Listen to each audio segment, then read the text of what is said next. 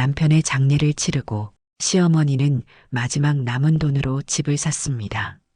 하지만 그 집은 아무도 살지 않는 폐가였습니다. 어머니, 설마 여기가. 며느리는 눈앞이 캄캄했습니다. 지붕은 무너졌고 마루는 썩었으며 마을 사람들은 비웃었습니다. 그런데 시어머니가 말했습니다. 빌린 집에선 언젠가 쫓겨난다. 하지만 이 집은 아무도 우리를 내쫓지 못한다. 그날 밤 7살 순이가 떨며 물었습니다. 엄마, 여기 귀신 나와요? 하지만 석 달 뒤 그 집 마당에는 아이들 웃음소리가 가득했고 마을 사람들은 이구동성으로 말하기 시작했습니다. 저 집 이상하게 마음이 편해 보여. 그 집에서 대체 무슨 일이 있었을까요? 시어머니와 함께 폐가에 들어간 이야기 지금 들려드리겠습니다. 안녕하세요. 사랑방 야담에 오신 여러분 반갑습니다. 항상 건강하세요. 영상 전 구독, 좋아요 눌러주시고 오늘 야담 시작하겠습니다. 상복을 벗기도 전이었습니다. 과부가 된 며느리 앞에는 빈 문서만 쌓여갔고 9살 석주와 7살 순이만 남았지요. 엄마, 아버지 언제 와? 석주는 이미 알면서도 물었습니다. 대답 대신 아들을 끌어안았지요. 순이는 밤마다 아버지 중얼거리며 잠꼬대를 했습니다. 그때 시어머니가 조용히 입을 열었습니다. 여긴 우리가 있을 자리가 아니다. 살 길을 찾아야 한다. 목소리에는 포기가 아니라 결기가 담겨 있었지요. 석주가 어머니 치맛자락을 붙들었습니다. 엄마, 우리 어디 가요? 새로운 집으로 가는 거야. 우리 넷이서 사는 집으로. 순이가 작은 목소리로 물었습니다. 거기는 따뜻해요? 아버지도 와요? 목이 메어 대답할 수 없었습니다. 그날 밤 시어머니가 며느리를 불렀습니다. 어른이 먼저 주저앉으면 아이는 어른이 되어버린다. 내가 그렇게 살았다. 그제야 깨달았지요. 시어머니 역시 아들을 잃은 사람이지만 손주들을 위해 슬픔을 삼키고 계신다는 것을요. 새벽 네 식구는 조용히 길을 나섰습니다. 석주가 뒤돌아보며 말했습니다. 엄마, 우리 집이 점점 작아져요. 괜찮아. 우리가 새 집을 만들 거야. 갈 곳은 정해지지 않았습니다. 하지만 한 가지는 분명했지요. 이제는 누구 눈치도 보지 않고 살겠다는 것, 그것만은 확실했습니다. 길은 멀었습니다. 시어머니는 지팡이의 의지에 걸었고 며느리는 보따리를 번갈아 들었지요. 해가 중천에 뜰 무렵 시어머니가 멈춰 섰습니다. 잠깐 쉬어가자. 품에서 주먹밥을 꺼냈습니다. 어머니, 드세요. 아이들 먼저 먹여라.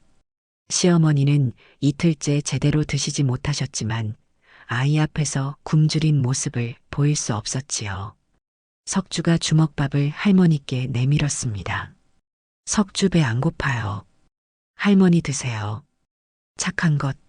할머니는 진작 먹었다. 거짓말이었습니다. 순이는 주먹밥을 반쯤 먹다 어머니에게 내밀었습니다. 엄마도 먹어요. 딸의 작은 손을 꼭 잡았습니다. 이 어린 것들이 벌써 눈치를 보다니. 길을 다시 나섰을 때 마을 사람들을 마주쳤습니다.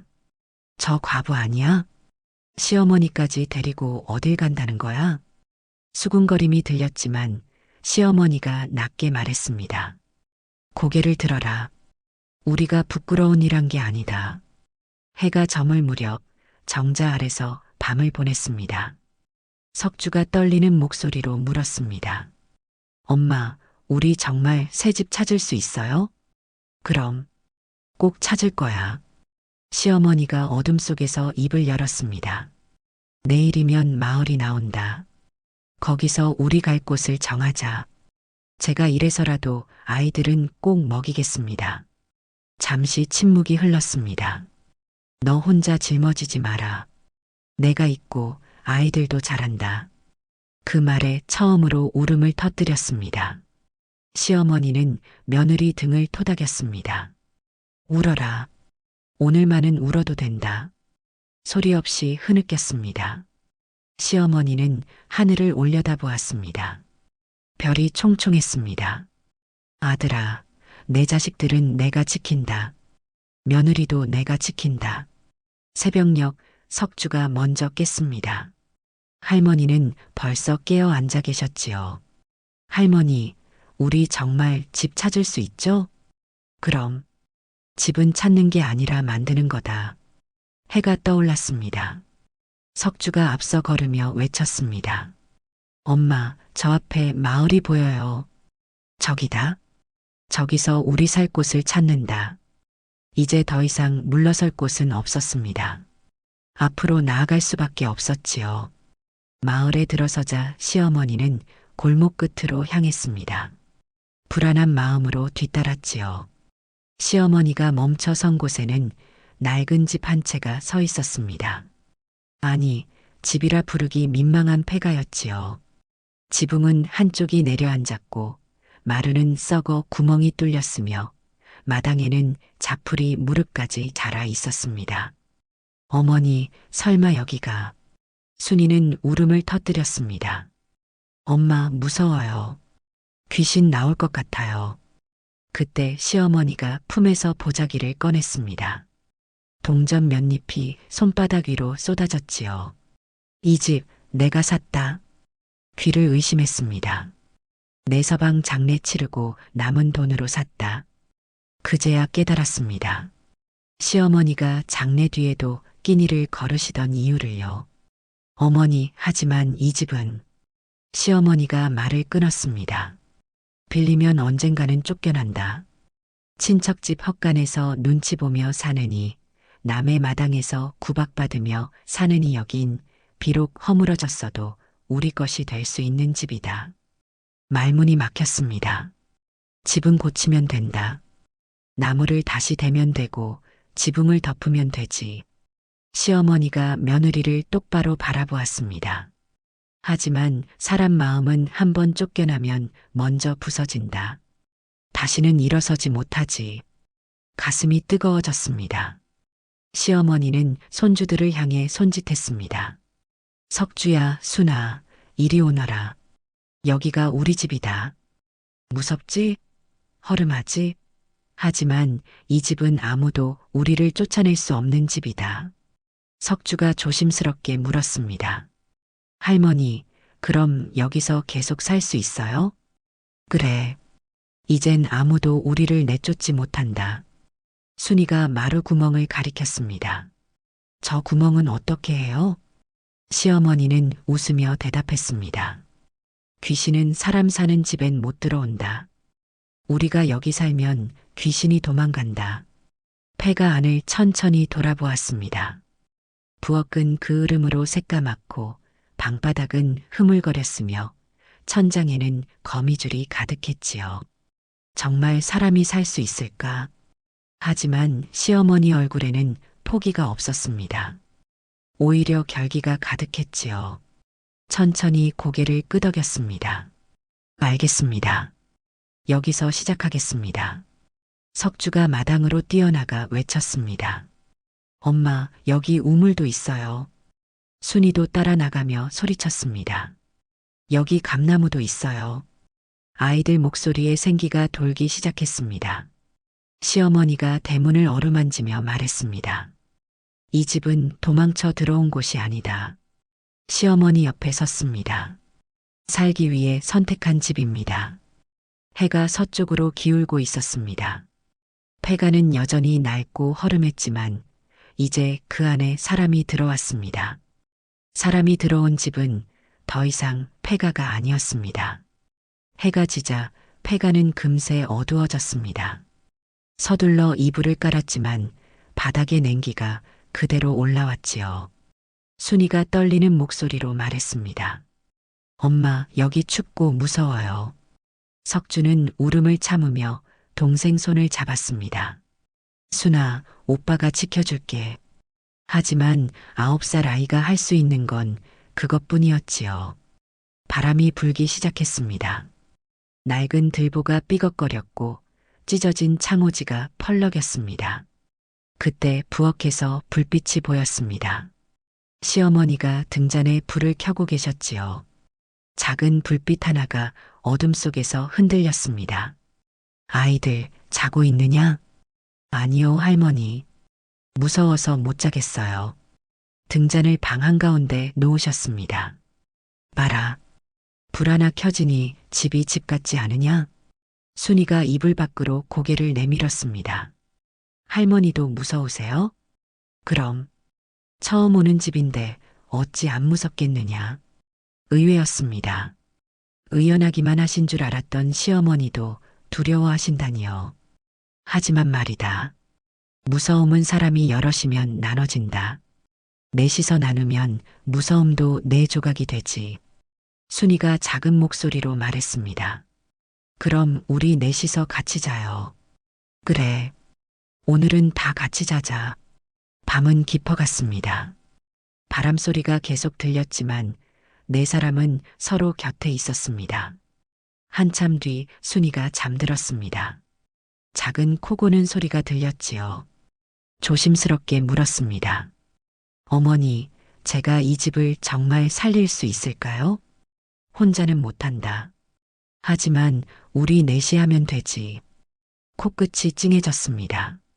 어머니, 저는 아무것도 할 줄 아는 게 없어요. 시어머니가 며느리 손을 잡았습니다. 내가 할 줄 아는 게 하나 있다. 버티는 것. 그게 제일 어려운 일이다. 밤 공기는 차가웠습니다. 하지만 네 사람이 모여있는 그곳만큼은 조금 따뜻했지요. 시어머니가 조용히 말씀하셨습니다. 사람이 살면 집도 숨을 쉰다. 아이들 잠든 얼굴을 바라보았습니다. 등불이 깜빡였습니다. 바람에 흔들렸지만 꺼지지 않았습니다. 이 불을 끄지 말자.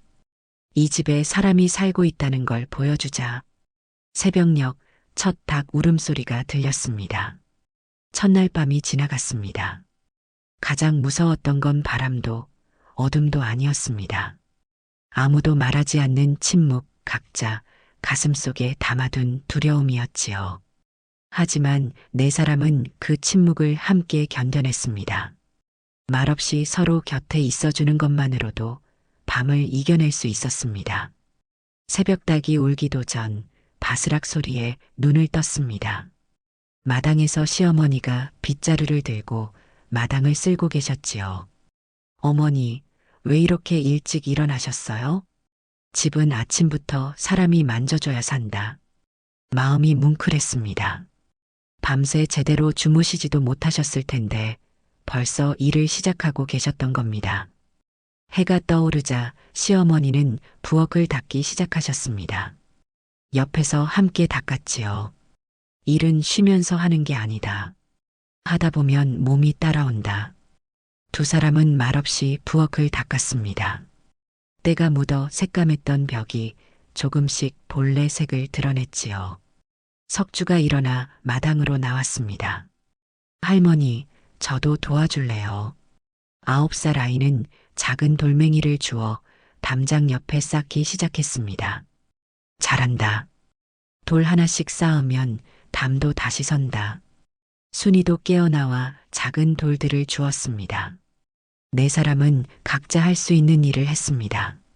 해가 중천에 떴을 때 시어머니는 깨진 장독 앞에 앉으셨습니다. 흙을 파서 금이 간 곳에 메우기 시작하셨지요. 어머니, 저건 깨진 건데 고쳐집니까? 완전히는 못 고쳐도 쓸 수는 있다. 버리기엔 아깝지 않으냐? 가슴속이 저며왔습니다. 깨진 장독 같은 이 집도, 깨진 항아리 같은 이 가족도 버리지 않고 고쳐 쓰시겠다는 뜻이었지요. 함께 하자. 혼자 하면 힘들어도 둘이 하면 반이다. 두 사람은 나란히 앉아 장독을 손질했습니다. 석주가 우물로 달려갔습니다. 할머니, 우물에 물 나와요. 그 물로 마당에 뿌려라. 먼지가 가라앉는다. 석주는 열심히 물을 길어 마당에 뿌렸습니다. 해가 기울 무렵 시어머니는 지붕으로 올라가셨습니다. 어머니, 위험해요. 나는 가벼우니 지붕에 올라도 괜찮다. 조심스럽게 볏짚을 빈 곳에 얹으셨지요. 해가 넘어갈 무렵 네 사람은 모두 땀으로 흠뻑 젖어 있었습니다. 시어머니는 마당을 둘러보셨습니다. 아침과는 달라져 있었습니다. 자풀이 정리되고 마당이 깨끗해졌으며 담장 일부가 다시 쌓였고 지붕 빈 곳이 막혔지요. 집을 둘러보았습니다. 정말 달라졌다. 가슴속에서 무언가가 움직였습니다. 원망이 아니라 희망이었습니다. 오늘 하루 수고했다. 순이가 할머니 곁으로 다가갔습니다. 할머니, 우리 집 이제 좀 나아진 것 같아요. 그래. 하루하루 나아진다. 사람 손이 닿으면 집도 살아난다. 그날 밤 잠들기 전에 생각했습니다. 시어머니 손이 이 집을 살리고 계신다. 그리고 저도 아이들도 함께하고 있다. 처음으로 이 집에서 살아갈 수 있다는 확신이 들었습니다. 사흘째 되던 날 장터로 나갔습니다. 집에 남은 양식이 떨어지고 있었기 때문입니다. 장터 빨래터에서 한 아낙이 빨래를 하고 있었습니다. 저 혹시 빨래 좀 도와드릴까요? 아낙은 며느리를 훑어보았습니다. 누군데? 낯선 사람인데. 마을 끝에 사는 사람입니다. 일 좀 거들어드리면 양식을 조금 얻을 수 있을까 해서요. 아낙은 잠시 망설이다 입을 열었습니다. 그래. 손이 야무지면 품삯 줄게. 빨래에 달려들었습니다. 찬물에 손이 얼었지만 옷 한 벌 한 벌이 아이들 밥 한 끼였지요. 해가 중천에 떴을 때 아낙이 놀란 얼굴로 말했습니다. 손이 빠르네. 가져가. 내일도 올 수 있어? 쌀 한 대를 받아들며 허리를 굽혔습니다. 해가 기울 무렵 집으로 돌아왔습니다. 보자기에는 쌀, 보리, 된장이 조금씩 들어 있었습니다. 집에 다다르자 아이들 목소리가 들렸습니다. 하나, 둘, 셋, 넷. 마루에서 시어머니가 아이들에게 숫자를 가르치고 계셨습니다. 눈가가 젖었습니다. 시어머니는 아이들을 그저 돌보는 게 아니라 가르치고 계셨던 겁니다. 엄마, 순이가 달려왔습니다. 오늘 할머니가 숫자 가르쳐 주셨어요. 바로 부엌으로 갔습니다. 솥에 불을 지피고 쌀과 보리를 섞어 밥을 지었지요. 한참을 기다리자 밥이 끓는 소리가 들렸습니다. 보글보글, 보글보글. 조금 더 기다리자 밥 냄새가 피어오르기 시작했습니다. 구수한 냄새가 부엌에서 마당으로, 마당에서 방으로 퍼져나갔지요. 석주가 코를 킁킁거렸습니다. 할머니, 밥 냄새 나요. 밥을 네 그릇에 담았습니다. 어머니, 석주, 순아, 밥 먹어요. 석주가 밥그릇을 들며 말했습니다. 엄마, 우리 집 냄새 난다. 숟가락을 든 손이 멈췄습니다. 집 냄새? 응. 할머니 집에 갔을 때 나던 냄새요. 밥 짓는 냄새. 이게 집 냄새잖아요. 순이도 웃으며 말했습니다. 맞아요. 우리 집도 이제 집 냄새 나요. 목이 메었습니다. 이 아이들에게 집이란 건물이 아니라 밥 냄새였던 겁니다. 밥을 지어주는 사람이 있고 함께 밥을 먹는 가족이 있는 곳이 바로 집이었지요. 시어머니가 밥을 한 숟가락 드시고 나서 말씀하셨습니다. 집은 크면 뭐하냐? 이렇게 밥 냄새 나면 그게 집이지. 고개를 숙여 눈물을 감췄습니다. 그래, 이곳이 우리 집이다. 낡고 허름해도 우리 집이다. 석주가 밥을 다 먹고 말했습니다. 엄마, 오늘 밥 정말 맛있어요. 순이도 빈 그릇을 들어보이며 웃었습니다. 밤이 깊었습니다. 석주는 배가 부른 탓인지 금방 잠들었고 순이는 할머니 품에서 편안히 잠들었지요. 그날 밤 처음으로 깊이 잠들었습니다. 일한 사람의 피곤함이었습니다. 내일 또 일어나서 일할 수 있다는 안도감이었지요. 폐가는 조금씩 변하고 있었습니다. 빈집에서 나던 썩은 냄새 대신 밤 냄새가 났습니다. 어둠만 가득하던 집에 불빛이 들어왔습니다. 그날 밤 지나가던 마을 사람이 말했습니다. 저 폐가에서 연기가 나네. 사람이 들어간 모양이야. 열흘째 되던 날이었습니다. 장터에 나가자 사람들이 수군거렸습니다. 저 과부 여자 매일 나오네. 폐가에서 산다며? 미친 게 아니야? 고개를 숙인 채 지나쳤습니다. 빨래터에서 한 안악이 말을 걸어왔습니다. 당신 그 폐가 사는 사람 맞지? 힘들겠네. 괜찮습니다. 빨래에만 집중했습니다. 한 끼, 한 끼가 이 손에서 나오는 것이었지요. 며칠이 더 지났습니다. 매일 장터에 나갔고 시어머니는 매일 아침 마당을 쓸었습니다. 보름이 지났을 무렵 마을 사람들이 말하기 시작했습니다. 저 집 아침마다 연기 나네. 아이들 웃음소리도 들려. 폐가가 아닌 것 같은데? 마당도 깨끗하더라. 사람들은 조금씩 인정하기 시작했습니다. 저 집에 진짜 사람이 살고 있다는 것을요. 어느 날 장터에서 돌아오는 길이었습니다. 한 노인이 앞을 가로막았습니다. 잠깐만. 노인은 품에서 감자 몇 개를 꺼내 건넸습니다. 아이들 먹이게. 쪄먹으면 배가 든든하다. 황급히 손사래를 쳤습니다. 아닙니다. 받을 수 없습니다. 하지만 노인은 보따리에 감자를 넣고 돌아갔습니다. 그 자리에 한참을 서 있었습니다. 사람들이 변하고 있다. 우리를 보는 눈이 달라지고 있다. 집에 돌아와 시어머니께 감자를 보여드렸습니다. 어머니, 마을 어른께서 주셨습니다. 시어머니는 감자를 쓰다듬으며 웃으셨습니다. 그래. 사람들이 우릴 보기 시작했구나. 우리가 여기 산다는 걸 인정하기 시작한 거다. 그날 저녁 감자를 쪄서 아이들에게 주었습니다. 석주가 감자를 베어 물며 말했습니다. 엄마, 이거 맛있어요. 순이가 눈을 반짝이며 물었습니다. 우리 주신 거예요? 정말요? 그래. 우리 생각해서 주신 거야. 아이들은 감자를 맛있게 먹었습니다. 밤이 깊었습니다. 시어머니께 여쭈었습니다. 어머니, 사람들이 우릴 받아들이고 있는 건가요? 그래. 조금씩 우리가 도망치지 않고 버텼으니까. 창밖을 바라보았습니다. 달이 밝았습니다.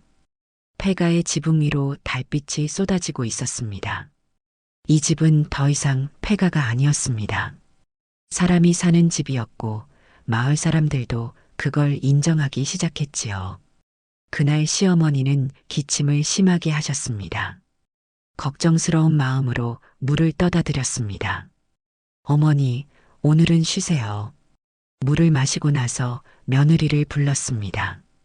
아이들이 마당 청소를 하는 동안 부엌에서 생강차를 달였습니다. 따뜻한 차 한 사발을 들고 시어머니 방으로 돌아갔습니다. 어머니, 이거 드세요. 차를 받아들고 한 모금 마셨습니다. 시어머니 곁에 앉아 등을 토닥여 드렸습니다. 한참 뒤 시어머니가 입을 여셨습니다.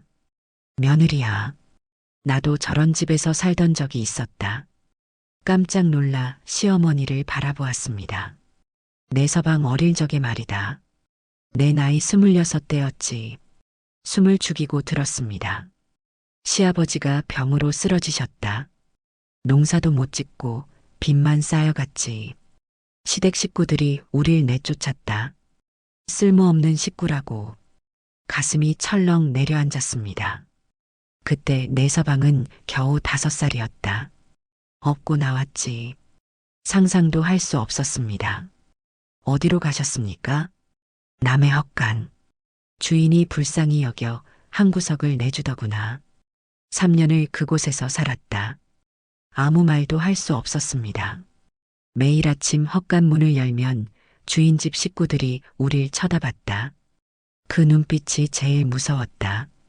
동정도 경멸도 아니었다. 그냥 귀찮다는 눈빛이었지. 시어머니 손을 꼭 잡았습니다. 그때 내가 다짐했다. 언젠가는 내 집을 갖겠다고. 남 눈치 보지 않는 집을. 이제야 이해했습니다. 시어머니가 왜 이 폐가를 샀는지를요. 그래서 이 집을. 그래. 남 눈치 보며 사느니 차라리 무너진 집이라도 내 집이 낫다. 눈물을 참을 수 없었습니다. 시어머니가 눈물을 닦아주셨습니다. 울지 마라. 다 지난 일이다. 어머니, 제가 몰라 뵙고 원망한 적도 있었습니다. 알고 있다. 당연한 일이다. 더욱 울컥했습니다. 시어머니는 며느리를 안아주셨습니다. 나는 내가 나처럼 살기를 바라지 않았다. 하지만 너는 다르다. 나는 혼자였다. 하지만 너에겐 내가 있다. 눈물을 쏟아냈습니다. 시어머니는 며느리를 꼭 안고 말없이 등을 토닥여 주셨습니다. 혼자 견디는 게 제일 힘들다. 하지만 둘이면 버틸 수 있다. 시어머니 품에서 한참을 울었습니다. 참았던 서러움, 두려움, 외로움이 모두 쏟아져 나왔지요. 한참 뒤 고개를 들었습니다. 어머니는 그때 어떻게 견디셨습니까? 내 서방을 보며 견뎠다. 저 아이만큼은 살려야 한다고. 자신도 똑같다는 것을 깨달았습니다. 석주와 순이를 보며 버티고 있었으니까요. 나는 결국 내 집을 얻었다. 내 시아버지가 일어서셨고 작은 집이지만 장만했지. 내가 시집온 그 집이다. 그제야 이해했습니다. 그 작은 집이 시어머니에게 얼마나 소중했을지를요. 그런데 그 집을 떠나셨잖아요. 내 서방이 죽고 빚이 생기고 다시 시작이었지. 하지만 이번엔 너와 손주들이 있다. 혼자가 아니다. 시어머니 손을 꼭 잡았습니다. 저도 어머니가 계셔서 버틸 수 있습니다. 그래. 우리 함께 버티자. 밖에서 아이들 목소리가 들렸습니다. 엄마, 마당 다 쓸었어요. 그날 밤 아이들이 잠든 뒤 시어머니 곁에 앉았습니다. 어머니, 오늘 말씀해 주셔서 감사합니다. 왜 고맙다는 거냐? 어머니를 이해하게 되어서요. 그리고 혼자가 아니라는 걸 알게 되어서요. 시어머니는 며느리 손을 꼭 잡으셨습니다. 나도 고맙다. 내가 있어서. 두 사람은 말없이 앉아 있었습니다. 말은 필요 없었습니다.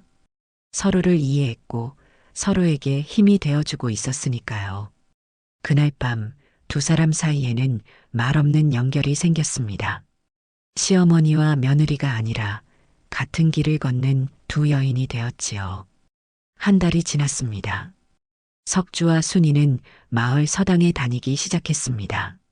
처음엔 아이들이 수군거렸습니다. 제 폐가에 산다며? 석주는 그 말을 듣고도 고개를 들었습니다. 우리 집은 폐가가 아니에요. 아이들이 비웃었습니다. 그럼 뭔데? 우리 집은 좀 낡았어요. 그래도 할머니랑 엄마가 있어서 좋아요.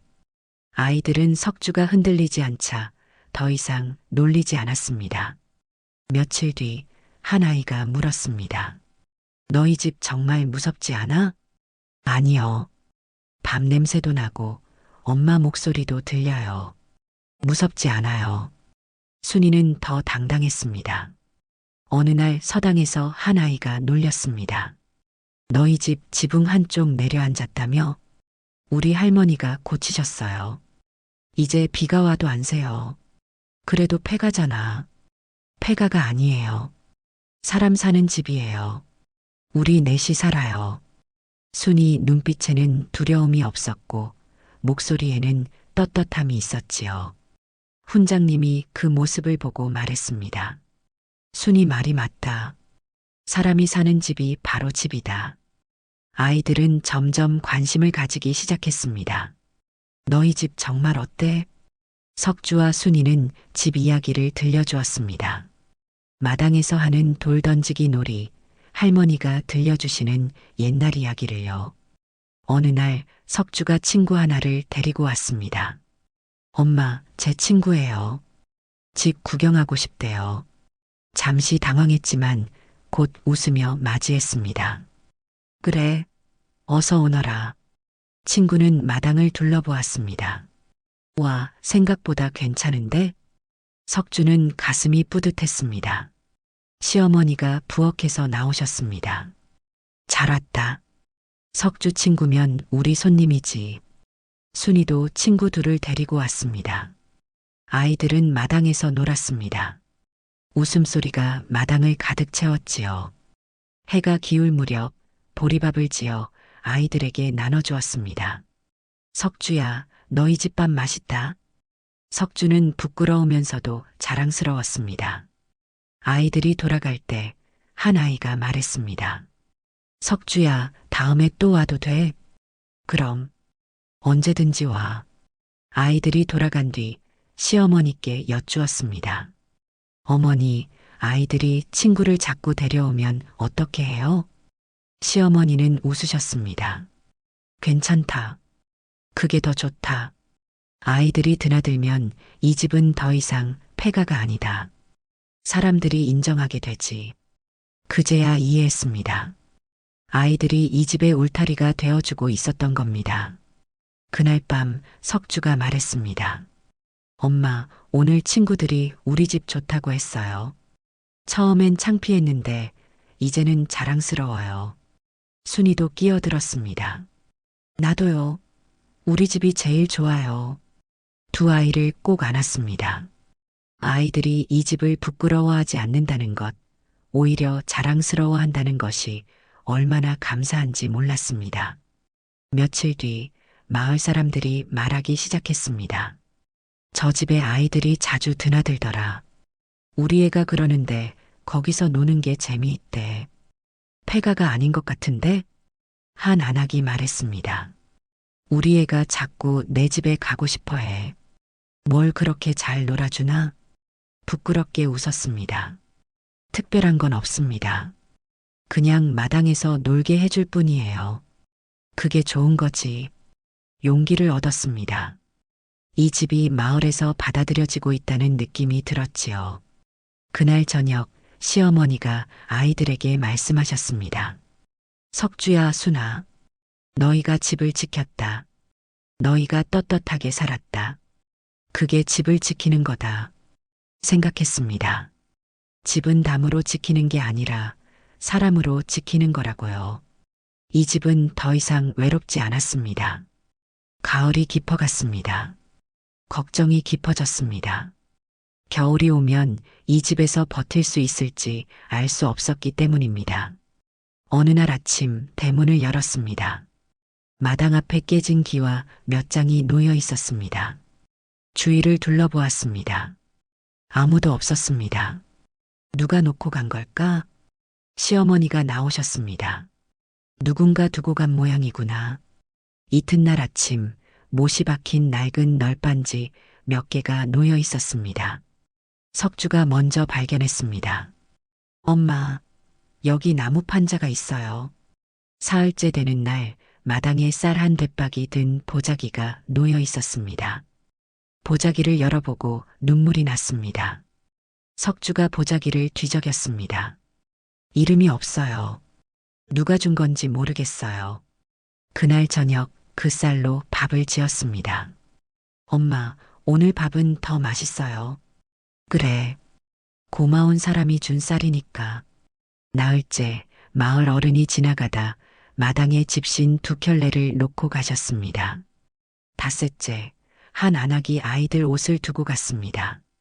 엿새째 석주가 서당에서 책 한 권을 받아왔습니다. 훈장님이 석주가 공부하라고 주셨어요. 일주일째 한 안악이 된장 한 동이를 주고 갔습니다. 아이들 먹여. 겨울 오는데 몸 든든해야지. 그 자리에 한참을 서 있었습니다. 마을 사람들이 말없이 도와주고 있었던 겁니다. 집으로 돌아와 시어머니께 된장을 보여드렸습니다. 어머니, 마을 사람들이 우릴 돕고 계십니다. 그래, 사람들이 우릴 받아들였구나. 눈물을 참지 못했습니다. 처음엔 모두 등을 돌렸습니다. 하지만 우리가 버텼다. 도망가지 않고 여기 남았지. 그날 밤 내 식구는 모여 앉았습니다. 마당에는 받은 물건들이 쌓여 있었습니다. 기와 널빤지, 쌀, 집신, 옷, 책, 된장. 석주가 물었습니다. 엄마, 왜 사람들이 이름도 안 쓰고 주고 가세요? 고마움을 표하라고 주는 게 아니니까. 그냥 도와주고 싶어서 주는 거란다. 순이가 끼어들었습니다. 그럼 우리도 나중에 남 도와줘야겠다. 그래. 받은 만큼 나눠야 한다. 창밖을 바라보았습니다. 마을에 불빛이 하나둘 켜지고 있었습니다. 시어머니가 말씀하셨습니다. 사람들은 지켜본다. 우리가 진짜로 살려고 하는지 아니면 금방 포기할지. 이제는 우리가 이 마을 사람이 되었다는 뜻이다. 가슴이 벅차올랐습니다. 이방인이 아니라 이웃이 되었다는 뜻이었지요. 다음 날 아침 받은 물건들을 정리했습니다. 기와는 지붕에 얹고 널빤지는 벽을 막는 데 썼습니다. 집시는 아이들 발에 신겼고 옷은 아이들에게 입혔지요. 사흘 뒤 장터에서 마을 어른을 만났습니다. 깊이 허리를 굽혔습니다. 감사합니다. 덕분에 지붕을 고쳤습니다.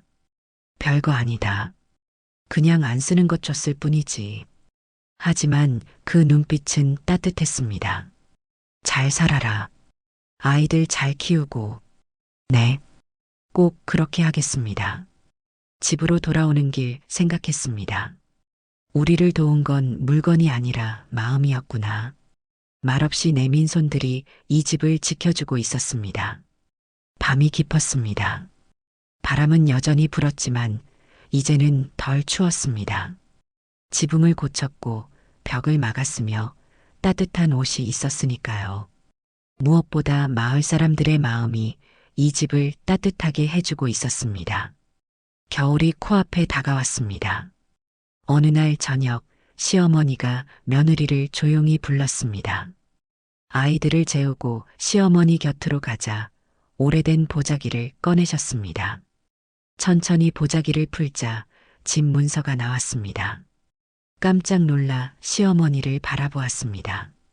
이 집 내 이름으로 하자. 황급히 손을 저었습니다. 어머니, 그럴 수는 없습니다. 나는 오래 못 산다. 내 몸은 내가 안다. 가슴이 철렁 내려앉았습니다. 어머니, 그런 말씀하지 마세요. 살고 싶지. 하지만 사람 목숨은 내 뜻대로 되는 게 아니다. 내가 죽고 나면 누가 이 집 주인인지 증명할 사람이 없다. 끝내 울음을 터뜨렸습니다. 어머니, 저는 어머니 없이는 못 삽니다. 시어머니는 며느리를 꼭 안아주셨습니다. 울지 마라. 나도 가기 싫다. 한참 뒤 고개를 들었습니다. 그래도 어머니는 저랑 같이 사셔야죠. 그래. 그럼 이 집은 내 집이자 내 집이다. 우리 둘 다 주인이다. 시어머니는 아이들 방을 바라보며 말씀하셨습니다. 다만 하나만 기억해라. 집은 사람이 나가면 또 폐가가 되지. 사람을 남겨라. 석주와 순이를 잘 키워라. 그 아이들이 이 집을 지킬 것이다. 네, 어머니. 꼭 그렇게 하겠습니다. 시어머니는 며느리 손을 꼭 잡으셨습니다. 너는 좋은 어미다. 좋은 며느리고 그것만으로도 충분하다. 밤은 깊어갔습니다. 시어머니가 말씀하셨습니다. 이 집에 처음 왔을 때가 생각나느냐? 네. 무너진 지붕, 썩은 마루 무서웠습니다. 나도 무서웠다. 하지만 갈 곳이 없었지. 하지만 어머니는 포기하지 않으셨습니다. 너도 포기하지 않았다. 그래서 우리가 여기까지 온 거다. 주위를 둘러보았습니다. 예전의 폐가는 이제 사람 사는 집이 되어 있었습니다. 이 집은 우리가 살린 집이다. 네. 어머니와 제가 그리고 아이들이 함께 살린 집입니다. 문서를 조심스럽게 보자기에 넣었습니다. 어머니, 이건 제가 잘 간수하겠습니다. 아이들에게도 물려주겠습니다. 시어머니가 자리에서 일어나시려 하자 부축했습니다. 시어머니가 누우시며 말씀하셨습니다. 고맙다. 내가 있어서 내가 편히 눈을 감을 수 있겠구나.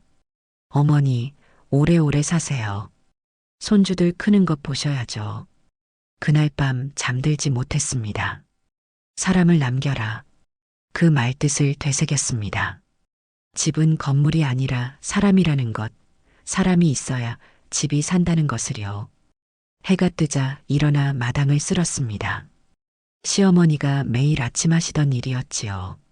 석주와 순이도 일어나 마당으로 나왔습니다. 할머니, 요즘 많이 피곤해 보이세요. 그래. 할머니 나이가 드셔서 그래. 우리가 더 잘해드려야 한다. 그날 저녁 시어머니는 두 손주를 보며 만족스러워 하셨습니다. 밤이 깊었습니다. 시어머니는 마루에 앉아 하늘을 올려다보셨습니다. 별이 총총했습니다.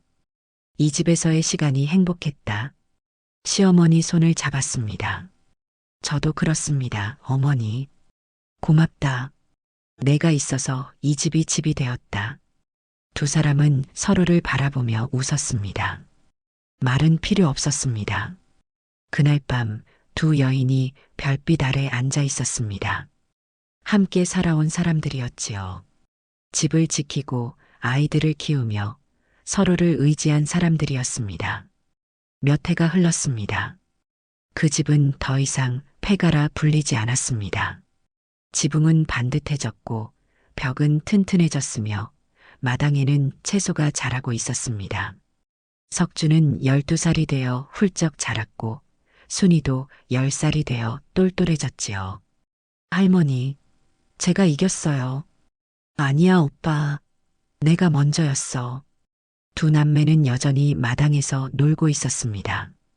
시어머니는 마루에 앉아 그 모습을 보며 만족스럽게 웃으셨습니다. 부엌에서 나왔습니다. 어머니, 점심 준비되었습니다.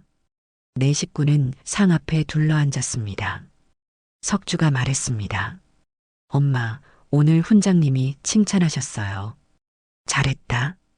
할머니가 기초를 잘 가르쳐 주셨으니까. 순이도 자랑했습니다.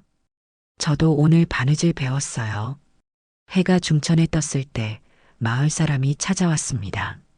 이 집 참 좋아졌네요. 부끄럽게 웃었습니다.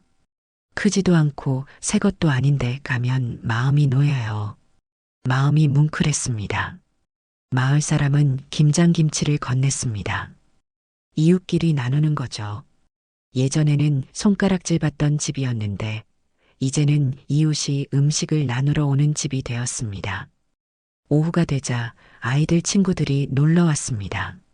아이들은 마당에서 뛰어놀았습니다. 웃음소리가 마당을 가득 채웠지요.